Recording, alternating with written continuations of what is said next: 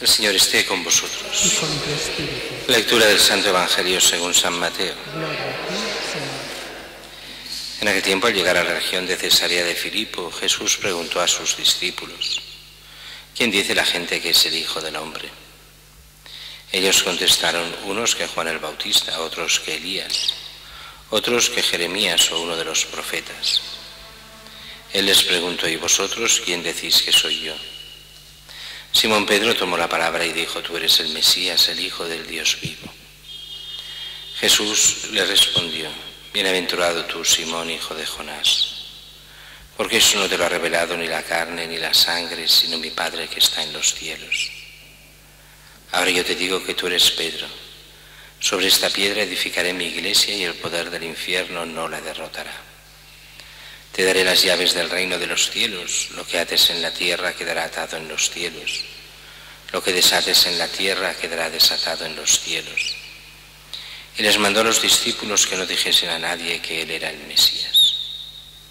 Desde entonces comenzó Jesús a manifestar a sus discípulos que tenía que ir a Jerusalén y padecer allí mucho por parte de los ancianos, los sumos sacerdotes y los escribas, y que tenía que ser ejecutado y resucitar al tercer día.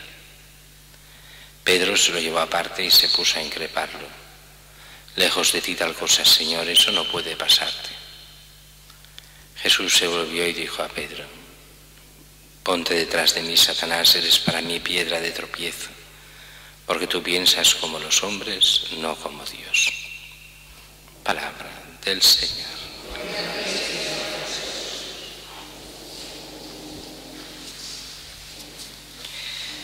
El Evangelio de hoy es un Evangelio más que conocido, porque es este Evangelio donde hay varias cosas, pero sobre todo en el centro estará Pedro, que confiesa la fe en Jesús.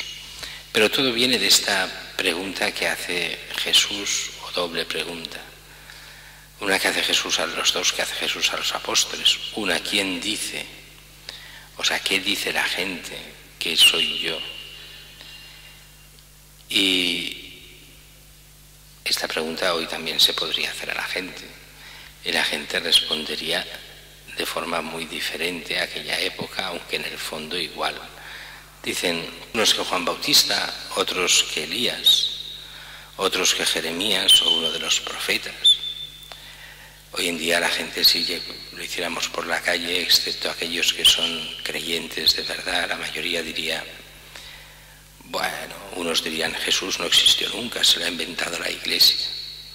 Otros dirían: bueno, era una buena persona y que en el siglo IV le hicieron Dios. Otros dirían cualquier cosa. Era un judío. Otros que no saben ni lo que es un judío, pues dirían que era un cristiano. Otros dirían: la ignorancia es tan atrevida que incluso encontraríamos gente que no sabría ni quién es. Y el problema no es lo que dice la gente, el problema es la primera pregunta para llegar a la segunda: ¿y tú? ¿Y vosotros? ¿Quién decís que soy yo? Una pregunta que un cristiano se ha de hacer siempre. No puede ser que un cristiano no se la haya hecho para nosotros. ¿Quién es Jesús? Y la respuesta de Pedro es la que ha de ser: tú eres el Mesías, el Hijo de Dios vivo. ¿Se enteraba Pedro de lo que estaba diciendo? Pues no lo sé.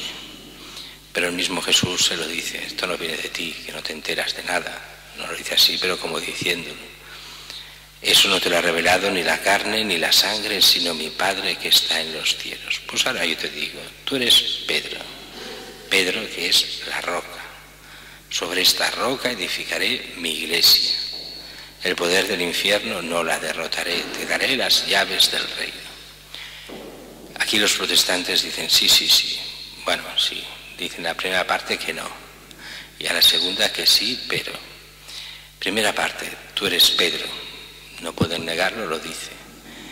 Pero entonces dicen de esta forma muchos protestantes: tú eres Pedro y sobre esta roca, que soy yo, edificaré mi iglesia. Que soy yo no lo dicen.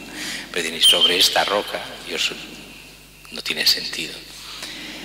La roca en realidad es verdad, la roca es Cristo. Pero es que Pedro representa a Cristo, no es Cristo. Él es la roca y representará la roca que Cristo quiere para la Iglesia. Pero la auténtica roca firme, donde hay que edificar, es Cristo mismo. Esto es cierto. Pero las palabras son de Jesús. Este Pedro será la cabeza visible de la Iglesia. Sobre la segunda parte dicen los protestantes, sí, Jesús dijo que lo sería, que le daría las llaves, pero nunca se las dio, dicen los protestantes. Y nosotros decimos, ya lo creo que le dio las llaves. ¿Y cuál es el momento en que le da las llaves? Claro, no eran llaves para abrir nada. Las llaves son el signo del pastor que como pastor supremo puede decidir y decide en nombre de Cristo. Esa es la llave. ¿Cuándo le da las llaves? Pues será en aquel momento después de la resurrección, en aquella aparición de Jesús que le dice, Pedro, ¿me amas más que estos? Pastorea mis ovejas. ¿Me amas más que estos? Pastorea mis corderos. ¿Me amas más que estos? Pastorea mis ovejas. 3 veces ser el pastor quiere decir que eres el pastor en nombre de Cristo de la comunidad. En ese momento, lo que aquí es profecía se hace realidad allí. Y a partir de ese momento ya Pedro será la cabeza visible de la Iglesia, que presidirá en la caridad, como dice muy bien en la catedral del Papa, la catedral de Roma. Esa es la Iglesia que preside en la caridad a todas las iglesias del mundo. Pedro preside desde la caridad para el bien del mundo, no desde el poder, no desde los poderosos que lo que quieren es poner a los demás por debajo, sino como servicio a Dios para el bien de los hombres. Hasta ahí bien, pero eso, el te lo daré, es porque todavía Pedro ha de aprender mucho. Y Jesús empieza esta catequesis que han de entender todos los apóstoles. Entonces comenzó a manifestar a sus discípulos que tenía que ir a Jerusalén, padecer allí mucho por parte de los ancianos, sumos sacerdotes y escribas, que tenía que ser ejecutado y resucitar al 3er día. Es curioso que esto Jesús varias veces lo explica a los apóstoles. Y los apóstoles, unos no se enteran, otros no lo entienden y otros, como Pedro, se va a Jesús a decirle que no, que eso no puede ser, que eso no es así, así que como si a Jesús le hubiera dado una depresión y entonces estuviese en plan depre. Dices, no, que no es eso, que ese es el plan de Dios. El plan de Dios es dar la vida para la salvación de todos los hombres. Así que Jesús morirá en la cruz, se lo advierte para que no se crean que es un momento en el que todo se pierde, sino que es el momento elegido por Dios y de allí a la resurrección. Por eso ha de morir, pero al 3er día resucitar de entre los muertos.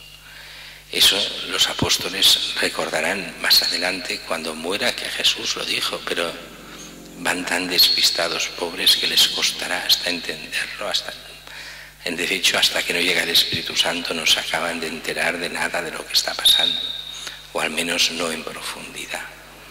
Para nosotros es importante entender que realmente todo lo que le pasa a Cristo es voluntad de Dios, que no es un hombre que pierde y con que pierde pues al final lo matan, porque el mundo va por ahí. No. Es la voluntad de Dios que parezca que el mundo gana a Dios, pero al final es Dios que gana al mundo. Por eso el cristiano sabe muy bien que en medio de todas las dificultades al final es Cristo el que vence, y si estamos con Él, vencemos con Él para la vida eterna.